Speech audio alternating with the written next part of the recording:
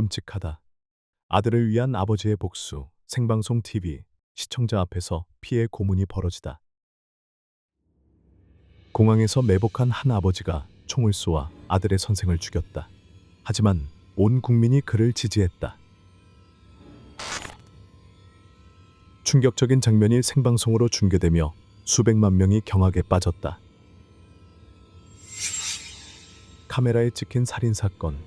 그러나 범인은 비난받지 않았고 오히려 여론은 점점 그의 편을 들기 시작했다. 사회가 관점을 바꾼 이유는 무엇일까? 이 사건 뒤에는 누구도 예상치 못한 씁쓸한 진실이 숨어 있다. 지금 그 진실을 파헤쳐보자. 실제 범죄 사건을 2D 스타일로 각색한 작품입니다. 게리 플로셰는 39세, 의세일즈맨으로 젊은 시 절잠 시미공 군에서 복무했다. 제대 후에는 지역 방송국에서 카메라맨으로 일하다가 평범한 삶으로 돌아갔고 대부분의 여가 시간을 어린이 야구팀을 코치하며 보냈다. 그는 아이들, 특히 자신의 아들 조디가 자신을 코치라고 부르는 것을 자랑스럽게 여겼다. 조디는 아버지를 닮아 활발하고 스포츠를 사랑하는 아이였다. 조디가 10살이 되었을 때 아버지는 그와 형제들이 새로운 스포츠에 관심을 갖기 시작한 것을 눈치챘다. 그것은 바로 한국식 무술, 합기도였다. 그래서 그는 아들들을 합기도 도장에서 수련하게 했다. 그들의 지도자는 24세의 합기도 코치 제프 두셋이었다. 조디는 제프가 강한 아버지 같은 존재이면서도 가장 친한 친구 같았다고 말했다. 수련이 끝난 후에도 제프는 아이들을 영화관에 데려가거나 아이스링크에 함께 가곤 했다. 조디는 가족들에게 제프의 유일한 수입원이 합기도 지도라고 말했다. 그는 다른 마을 출신으로 이 지역에 가족이나 친구가 없었으며 도장에서 생활하고 있었다. 이 말을 들은 게리는 너무 안쓰러워 눈물이 날 뻔했다. 그래서 아들에게 제프를 집으로 데려와 샤워를 하게 하고 옷을 준비해 주라고 말했다. 제프는 심지어 조디의 할아버지 댁에서 열리는 가족의 정기적인 일요일 저녁 식사에도 초대받았다. 그때부터 제프는 점점 더 많은 시간을 조디와 그의 가족과 함께 보냈다. 하지만 조디의 가족 중 누구도 이 믿음과 친밀함이 어떤 위험을 가져올지 예상하지 못했다. 1983년 3월 어느 날, 조디는 이상한 경험을 했다. 제프는 근육을 풀어야 한다며 갑자기 조디의 은밀한 부위에 손을 댔다. 조디가 충격에 얼어붙자 제프는 단순한 실수라며 웃어넘겼다. 하지만 거기서 끝이 아니었다. 제프는 자주 조디를 연습 후 집까지 데려다 주었고 운전하는 법을 가르쳐 준다며 무릎 위에 앉히곤 했다. 운전 지도를 하던 중 제프는 갑자기 조디의 무릎에 손을 올렸다. 아이가 겁에 질리자 제프는 재빨리 손을 치웠지만 나중에 다시 같은 행동을 반복했다. 조디가 이러한 행동의 진짜 의미를 깨닫기까지는 시간이 걸렸다. 제프는 자신이 경계를 시험하는 중이라며 몇 달 동안 점점 더 심한 행동을 하며 조디의 마음을 조종했다. 어느 날 제프는 갑자기 수업을 중단하고 모든 학생을 편의점에 간식을 사러 보냈다. 하지만 조디만 빼고 다른 아이들이 밖에서 놀고 있을 때 제프는 조디를 도장의 외진 방으로 데려가 마사지를 하기 시작했다. 제프의 행동은 점점 대담해졌고 그 정점은 텍사스에서 열린 합기도 캠핑 여행에서 나타났다. 밤이 되어 모두가 잠든 후 제프는 조용히 TV를 끄고 조디의 침낭으로 미끄러져 들어갔다. 그 순간부터 그의 끔찍한 행동은 한 달 동안 계속되었다. 순진하고 혼란스러웠던 조디는 그저 코치는 왜 이러는 거지? 라고 물을 수밖에 없었다. 그러자 제프는 태연하게 나도 모르겠어 라고 답했다. 이러한 행동은 멈추지 않았다. 거의 매일, 때로는 하루에 2번씩 일어났다. 하지만 조디는 너무 무섭고 당황스러워 이 끔찍한 진실을 누구에게도 말할 수 없었다. 그해 여름, 전국 합기도 대회가 댈러스에서 열렸고 조디는 자신의 종목에서 우승을 차지했다. 조디의 부모는 아들의 성취에 감격하며 제프를 더욱 신뢰했다. 하지만 한 사람은 그들의 관계를 수상하게 여겼다. 합기도 캠프에 있던 조디에게 부모는 주말 동안 삼촌 집에 보내겠다고 말했다. 제프는 즉시 자신이 조디를 삼촌 집까지 데려다 주겠다고 말했다. 조디의 삼촌은 이 장면을 목격했다. 그는 제프에게 차에서 내리라고 말한 뒤 오랫동안 침묵을 지켰다. 마치 조디가 자기 집에서 지내는 것에 화가 난 것처럼 보였고, 그러고 나서 조디의 입술에 작별 인사를 하듯 입을 맞추었다. 이상하게 여긴 조디의 삼촌은 이 일을 게리에게 전했다. 게리는 외쳤다. 나는 아버지인데 나조차도 내 아들의 입술에 키스한 적이 없어. 그러나 게리는 단순히 친밀한 사제 관계라고만 생각했다. 그 후 6개월 동안 조디는 합기도 도장과 호텔에서 거의 매일 끔찍한 학대를 견뎌야 했다. 훗날 왜 아무에게도 말하지 않았느냐는 질문에 조디는 내가 겪은 일을 부모님이 알게 되면 엄청난 충격을 받을 거라는 걸 알았어요 라고 답했다. 게리는 늘 내 아이들에게 해를 끼치는 사람은 절대 용서하지 않겠다고 말했다. 조디는 아버지가 이 말을 농담으로 하는 게 아니라는 걸 알고 있었다. 시간이 지날수록 조디는 점점 더 두려워졌고 제프가 그만두기를 바랐다. 그는 부모님께 말하고 싶었지만 어떻게 말을 꺼내야 할지 몰랐다. 제프의 통제와 학대에서 벗어나기 위해 조디는 학교를 빠지기 시작했다. 부모님이 무언가 잘못되었음을 알아차리길 바라면서. 하지만 게리와 트레이는 단순한 사춘기 반항이라 여겼다. 게다가 제프는 늘 집에 찾아와 조디의 어머니 트레인을 설득하곤 했다. 트레이는 코치를 신뢰했고 제프가 아들을 가장 잘 이해한다고 믿으며 조디를 그에게 맡겼다. 어느 순간 제프는 조디를 완전히 자기 통제 아래 두려 했다. 1984년 2월 19일 오전 9시 제프는 평소처럼 조디를 데리러 갔다. 조디의 어머니 트레이는 아무런 의심 없이 아들을 제프에게 보냈다. 그러나 시간이 지나도 돌아오지 않자 트레이는 점점 걱정이 커졌고 결국 경찰에 신고했다. 그녀는 제프의 고향인 포트하서로 향했다. 그곳에서 트레이는 제프의 형제로부터 그들이 집에 들렀었다는 말을 들었지만 그녀가 도착했을 때는 이미 떠난 후였다. 그날 제프는 조디를 데리고 웨스트코트로 가는 버스에 올랐다. 가는 길에 제프는 수염을 깎고 조디의 금발머리를 검게 염색했다. 이는 조디를 자신의 아들처럼 보이게 하고 곧 수색에 나설 형사들의 눈을 피하기 위한 것이었다. 제프는 목적지도 말해주지 않은 채 단지 이렇게 말했다. 너는 이제 내 아들이야. 나는 모두에게 네가 내 아들이라고 말할 거야. 조디는 처음으로 헐리우드 사인을 보았고 놀라움과 흥분이 뒤섞였다.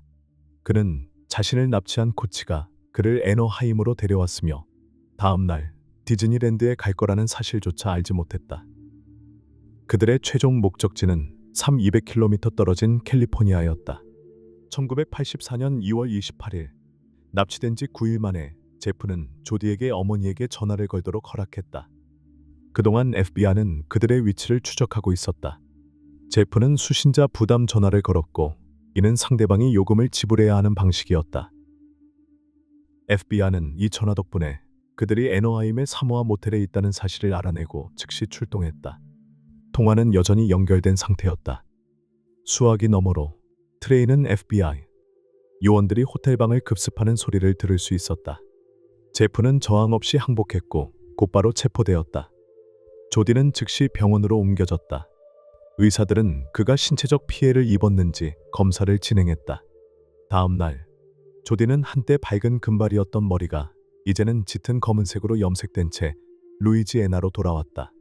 뉴올리언스 공항에서 조디의 가족이 그를 기다리고 있었다.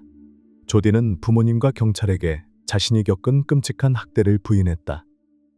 조디가 밝고 건강해 보였기에 가족은 안도의 한숨을 내쉬었다.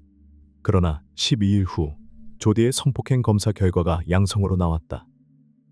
게리는 한꺼번에 두 가지 끔찍한 현실을 받아들여야 했고 분노와 고통, 죄책감이 극에 달하자 이성을 잃고 상상도 못할 일을 저질렀다. 1984년 3월 16일 조디가 집으로 돌아온 지 2주가 지난 날이었다. 제프는 재판을 위해 루이지애나로 송환될 예정이었다. 경찰관 2명이 그를 동행하도록 배정되었으며 그중 1명이 패코너였다. 그는 훗날 비행기 안에서 제프가 눈물을 흘리며 자신의 성장 과정과 어린 시절 당한 학대에 대해 고백했다고 말했다. 동시에 제프는 자신이 저지른 일과 자신이 겪은 일을 상세히 적은 3장짜리 편지를 건넸다. 함께 있던 또 다른 경찰관 마이크 바넷은 게리 가족과 오랜 친구였다. 마이크는 우리는 그를 신문할 계획이 없었지만 그가 모든 걸 털어놓고 싶어하는 것 같았다라고 말했다. 제프는 너무나 많은 사람을 성추행해서 정확한 숫자조차 기억나지 않는다고 인정했다. 우리는 그를 기소하고 평생 감옥에서 살게 만들 계획이었다. 하지만 게리는 끝없는 죄책감에 사로잡혀 있었다. 그는 자신의 손으로 제프를 제거하기로 결심했다. 게리는 만약 제프를 없애지 않는다면 그가 계속해서 아들과 다른 아이들을 해칠 것이라고 믿었다. 며칠 후 그는 코튼 클럽이라는 지역 술집에서 몇 시간 동안 앉아 있었다. 게리는 사람들이 제프가 언제 베턴루지로 이송될지 알고 있는지 물었다. 술을 마시러 나온 그의 옛 동료이자 현재 WBRT 뉴스에서 일하는 기자가 제프가 밤 9시에 공항에 도착할 것이라고 말했다. 1984년 3월 16일 밤 9시 이후 제프가 탄 비행기가 베턴루지에 착륙했다. 게리 역시 공항에 도착해 식당에서 커피 한 잔을 마신 후 바에서 맥주를 마셨다. 그는 터미널을 오가며 비행 일정표를 확인했다. 공중전화 부스에서 그는 야구 모자와 선글라스를 착용하고 오른쪽 부츠에 숨긴 38구경 리볼버를 품은 채 전화를 하며 기회를 엿봤다. 그는 가장 친한 친구에게 자신이 하려는 일을 알렸다. 그의 친구는 그를 만류하려 했고 경찰에 신고했다. 하지만 이미 너무 늦어버렸다. 게리가 전화를 하는 동안 WPRT 뉴스의 몇몇 기자들은 경찰이 제프를 비행기에서 데리고 나오는 장면을 촬영할 준비를 하고 있었다.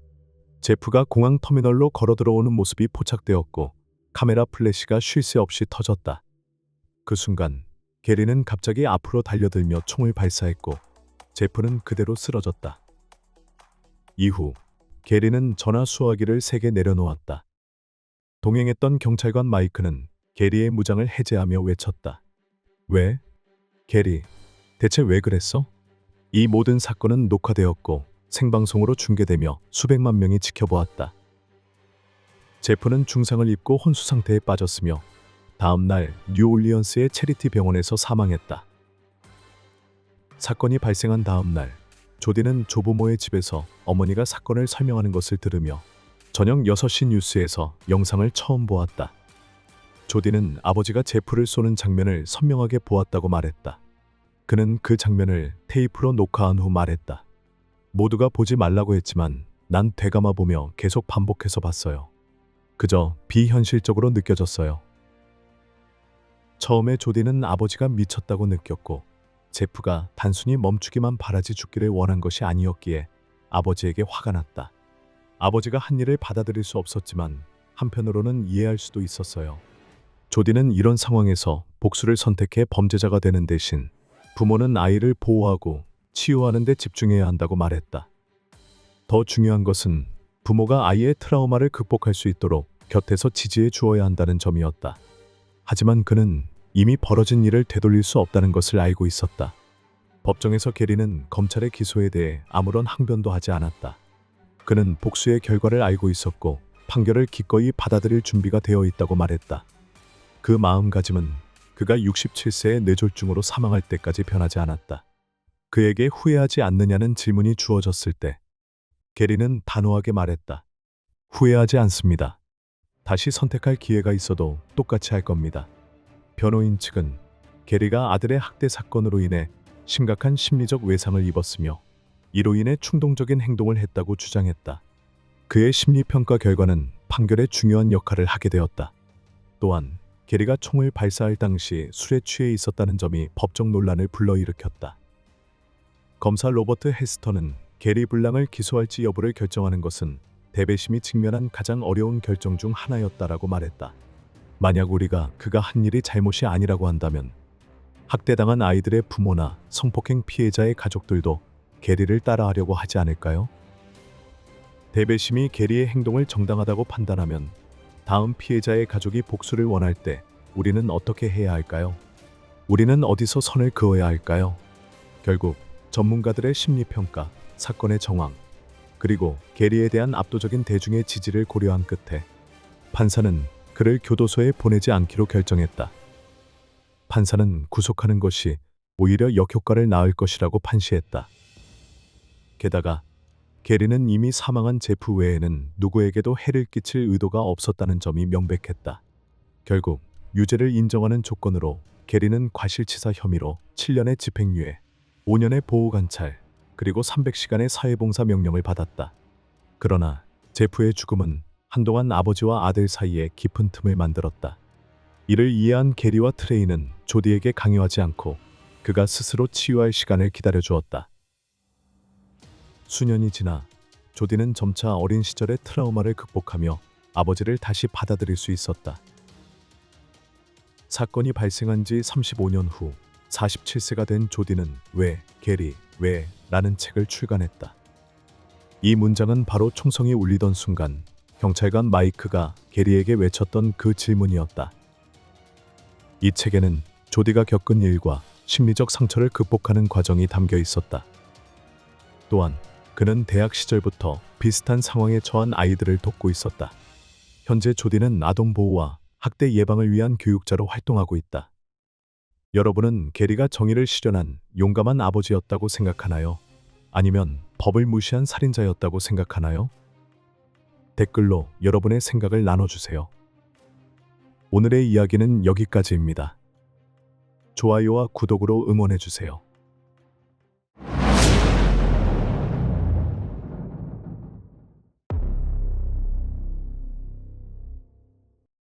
중국의 충격. 한 남성이 51명의 여성을 침대 아내로 잡아도 7년 동안 아무도 모르게 20명의 여성을 살해. 이 남자는 7년 동안 51건의 강간을 저질렀으며 그중 20건은 잔혹한 살인으로 이어져 3층마 3층마라는 칭호를 받았다. 이 범죄 수사는 여러 해에 걸쳐 진행되었으며 예측할 수 없는 반전과 경찰과 범인 간의 치열한 두뇌 싸움으로 가득 차 있었다. 우리 프로그램에서 이 충격적인 사건의 전말을 파헤쳐보자. 실제 범죄 사건을 2D 스타일로 각색한 작품입니다. 4월 1일 아침, 한 노파가 들판으로 나가기 위해 일찍 일어났다가 밀밭의 일부가 짓밟힌 것을 발견했다. 그녀는 욕설을 내뱉으며 가까이 다가갔지만 평생 잊지 못할 광경을 목격하게 되었다. 밀밭 한가운데에는 끈적한 시체가 누워 있었고 눈은 충혈된 채 부릅떠져 있었으며 혀는 비정상적으로 길게 내밀어져 있었고 목 주변에는 선명한 멍자국이 있었다. 셔츠는 찢겨 있었으며 바지는 무릎까지 내려가 있었다. 여러 명의 경찰과 법의학 전문가가 신속히 현장에 도착했지만 가장 경험 많은 전문가들조차 이 끔찍한 광경에 충격을 받았다. 조사 결과 피해자는 전날 저녁에 사망한 것으로 확인되었으며 범행 수법은 극도로 잔인했다. 범인은 욕망을 채운 후 피해자의 민감한 부위를 불태웠고 이로 인해 그녀의 갈비뼈가 모두 부러졌다. 이처럼 잔혹한 범행 수법을 고려할 때 범인은 상습적인 범죄자의 가능성이 높았다. 1990년대 산시성의 치안은 열악했으며 대부분의 지역이 농촌이어서 법 집행이 어려운 상황이었다. 피해자의 노부모는 경찰에게 무릎을 꿇고 사건을 해결해달라고 애원했지만 뚜렷한 증거가 부족해 수사는 몇 달 동안 진전을 보이지 못했다. 약 8개월 후인 12월, 창안현 타이핑촌에서 또 한 건의 잔혹한 강간 및 살인사건이 발생하며 사회 전체가 공포에 휩싸였다. 피해자는 젊은 여성이었으며 강간당한 뒤 목이 졸려 살해되었고 시신은 불태워졌다. 분석 결과 범인은 마을 근처에서 범행을 저지르는 경향이 있어 지역 지리에 익숙한 인물일 가능성이 높았다. 이에 따라 수사는 미혼 중년 남성이나 전과자들을 중심으로 진행되었다. 1998년 2월부터 11월까지 시안 인근에서 유사한 사건이 8건이나 발생했다. 초기 범행과 최근 범행 사이의 차이점 때문에 경찰은 범인이 여러 명일 가능성 또는 범행 수법이 변했을 가능성을 의심했다. 그는 과거에는 강간 후 피해자를 살해했으나 최근에는 죽이지 않고 상해만 입히는 방식으로 변화했다.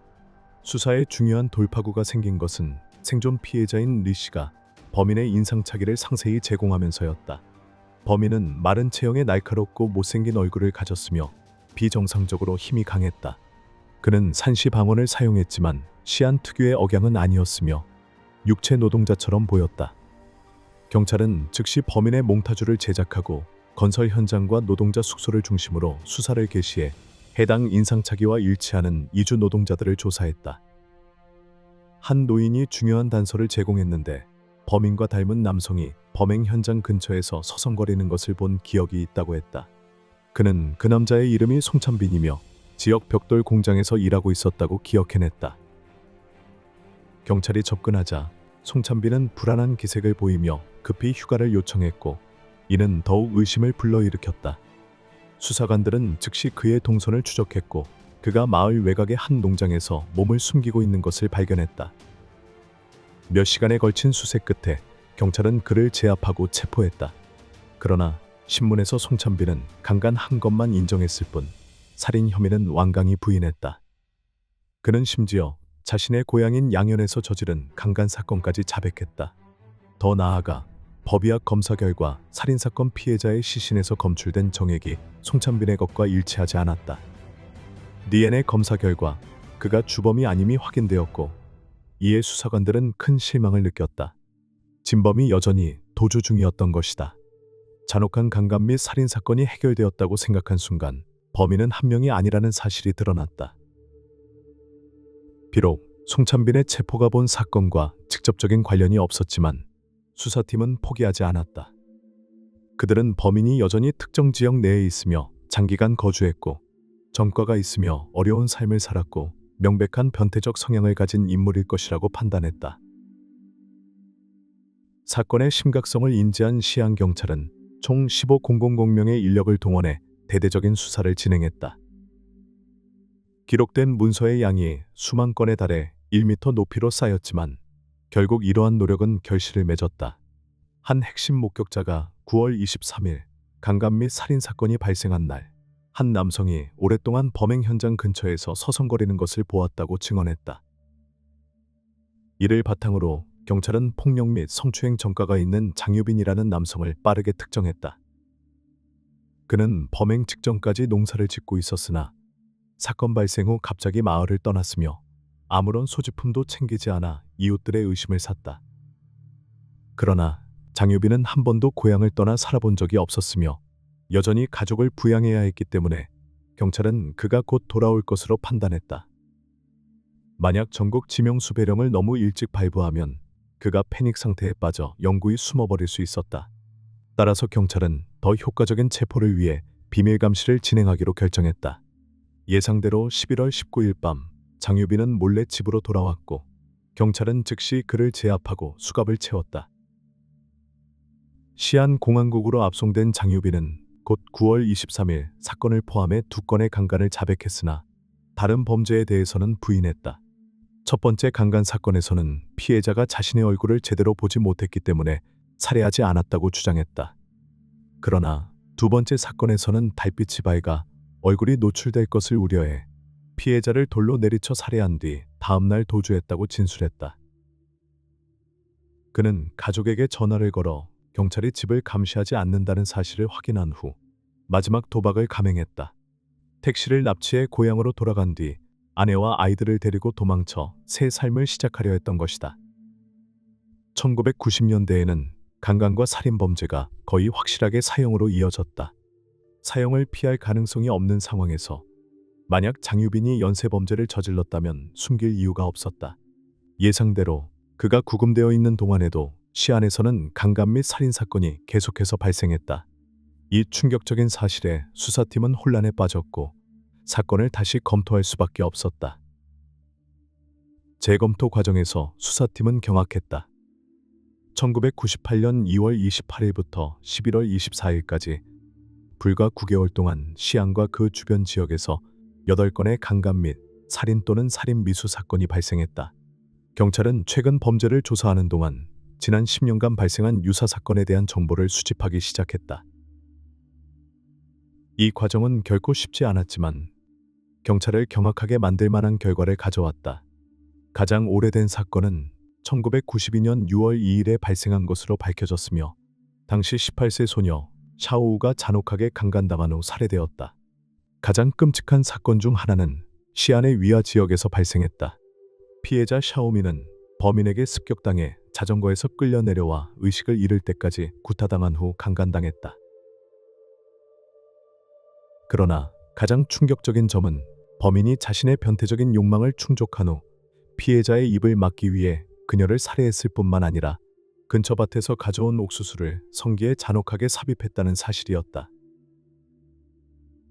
1993년과 1994년 사이 시안에서는 이와 유사한 사건이 7건 발생했으며 이 중 6명이 사망했다. 1995년부터 이러한 범죄는 감소하는 듯 했으나 1996년 다시 2년 동안 6건이 발생했고 그중 3건은 사망으로 이어졌다. 그러나 1997년과 1998년에는 범행이 정점을 찍었다. 경찰은 조사 끝에 송찬빈과 장유빈이 이 사건들과 무관하다는 사실을 확인했다. 동시에 동일한 범행 수법을 가진 사건이 거의 50건에 달한다는 점을 밝혀내며 단독 범인의 가능성이 강력해졌다. 그러나 경찰은 방대한 증거를 수집했음에도 불구하고 용의자의 신원을 특정하지 못했고 수사는 교착 상태에 빠졌다. 그러던 중 생존 피해자인 스하루가 나타났다. 어느 날 저녁 농사일을 마치고 귀가하던 그녀는 한 남성이 뒤에서 자신을 따라오고 있음을 감지했다. 그 남자는 쇠막대기를 휘둘러 그녀를 공격했으며 심한 부상을 입고 쓰러졌음에도 스하루는 강한 체력 덕분에 필사적으로 저항하며 범인을 저지했다. 약 10분간 몸싸움이 벌어진 끝에 결국 그는 그녀를 기절시킨 후 그 자리에서 끔찍한 짓을 저질렀다. 그러나 마침 그 순간 한 무리의 남성들이 지나가자 범인은 깜짝 놀라 황급히 도망쳤고 덕분에 스하루는 목숨을 건질 수 있었다. 정신을 차린 스하루는 즉시 경찰에 신고했고 범인의 특징을 상세히 진술했다. 그녀의 증언에 따르면 그는 시안 출신이 아닌 동북 지역 출신처럼 들리는 억양을 썼으며 40세가량으로 보였고 키는 작지만 매우 힘이 셌으며 헝클어진 머리와 덥수룩한 수염을 가진 남성이었다. 또한 옷차림은 허름한 노동자나 농부 같았다. 경찰은 이 정보를 바탕으로 용의자 범위를 좁혀나갔다.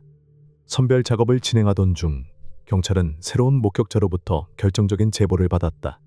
이 목격자는 범행 당일 밤 한 수상한 남성이 오랫동안 범행 현장 근처에서 서성거리는 것을 보았다고 진술했다.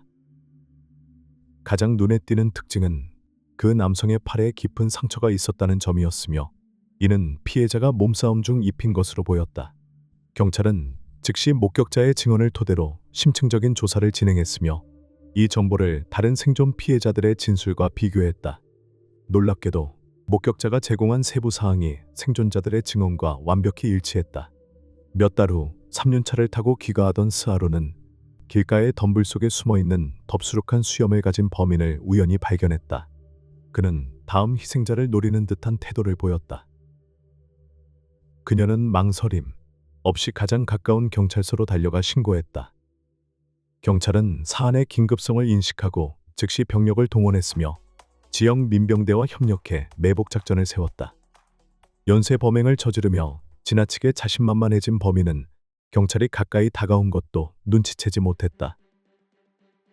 그가 위험을 감지했을 때는 이미 늦었고 도주를 시도했으나 몇 걸음도 채 뛰지 못하고 민병대원이 곤봉으로 내려쳐 제압했다.